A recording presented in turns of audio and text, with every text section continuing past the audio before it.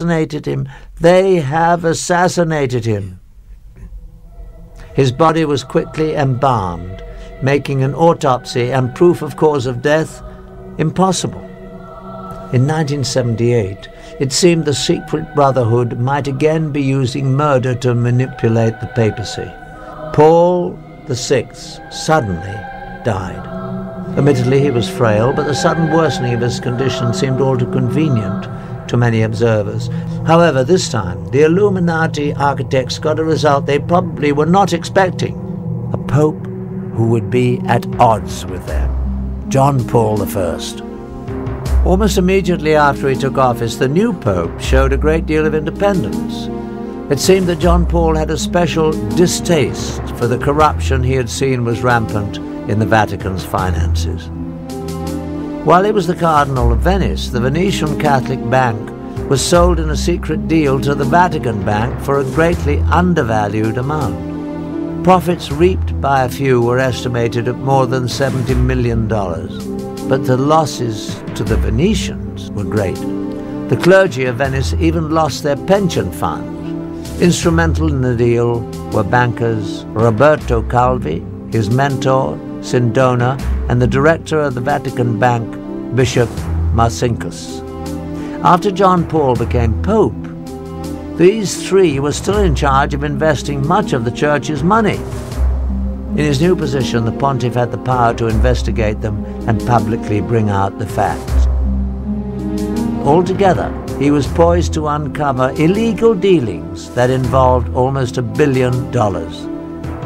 This would be a serious blow to the Illuminati, who were certainly behind the criminal financial dealings.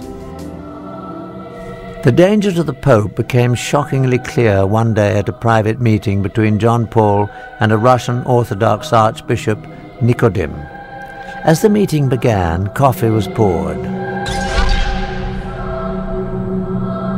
Nicodim took the first sip and almost immediately collapsed to the floor and died.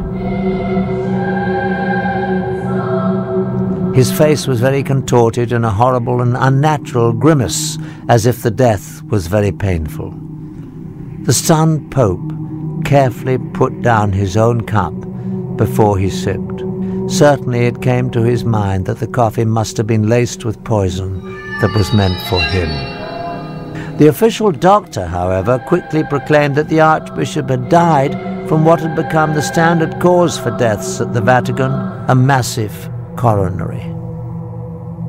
All the facts surrounding the mysterious death of the Russian Archbishop Nicodim pointed toward an assassination attempt and a cover-up. The Russian's body was embalmed very quickly after his death, without a prior complete medical examination. After the embalming, it would be impossible to perform an accurate autopsy to determine the cause of death, particularly if it involved poison. Also, the coffee the Archbishop drank was never collected for analysis, and no forensic investigation was ever carried out. Although the proof was gone, to many it was clear that the Pope had narrowly escaped being murdered only 10 days after he was elected. The experience proved so frightening that John Paul called a secret meeting with his top 4 cardinals to discuss the situation. The meeting took place on September the 28th, 1978. Only the 4 cardinals and the Pope were in the room. To this day, it is not known exactly what was said, but afterwards, the Pope was moved to take action. He ended the term of Cardinal Vilo as Secretary of State. This was the same Cardinal Vilo whose assistant had been blackmailed in the KGB films taken in 1972. Over the 6 years, this cardinal must have also been drawn into the Illuminati's web. Removing him meant that the Pope had uncovered at least part of the dark secret. But even John Paul could not avoid his fate at the hands of the Illuminati. That night, the pontiff retired earlier than usual and took with him detailed notes of the secret meeting to deliberate upon. At 5 a.m. the next morning, the Pope's closest attendant, Sister Vincenza, became concerned. His Holiness had never overslept before. She peered inside his door. John Paul appeared to be sitting in bed with a light on as if he were reading. Various papers were around him. But to her horror, his face was frozen in the same agonized contortion she had seen on the face of the dead Russian Nicodim only days before. After only 33 days as Pope, John Paul was dead. After more than 200 years of protecting their secret ways, the Illuminati was very thorough at covering its tracks. Although the Pope had relieved him of his Secretary of State duties just hours before, Cardinal Vilo took charge. As the senior cardinal, he was now, in essence, the temporary Pope. He first locked himself in the papal bedroom and collected prescription medicine from the bed table and most of the papers in the room, including notes of the secret meeting. Also taken were the candies the pontiff often enjoyed while reading, and even the Pope's reading glasses and slippers. All these items were never seen again. Next, Vilo sent Sister Vincenza away to a convent after forbidding her to tell anyone that she had found the pontiff dead and anything about what she saw. And then at 6:10 a.m. he ordered embalmers to be summoned. But the most shocking occurrence of all was that they arrived almost immediately.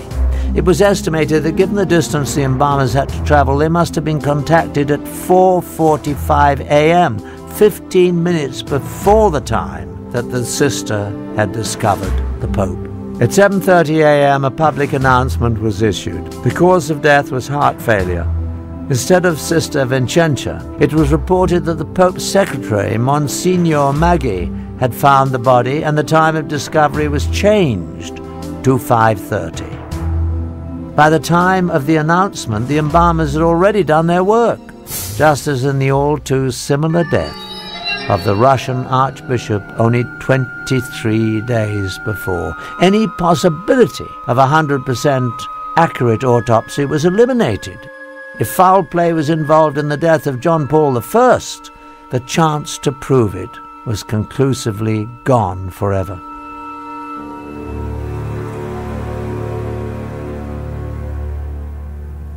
Ten days after John Paul's funeral, Cardinal Vilo assembled the conclave to elect a successor. The official electing body includes 111 cardinals. Once sequestered in the Sistine Chapel, the cardinals must invoke the power of the Holy Ghost to guide them to their decision. But in truth, the principal candidates for Pope are not determined behind the closed doors of the conclave. These decisions are made in the elegant restaurants of Rome, where the most powerful cardinals meet for their dinners and lunches. When the cardinal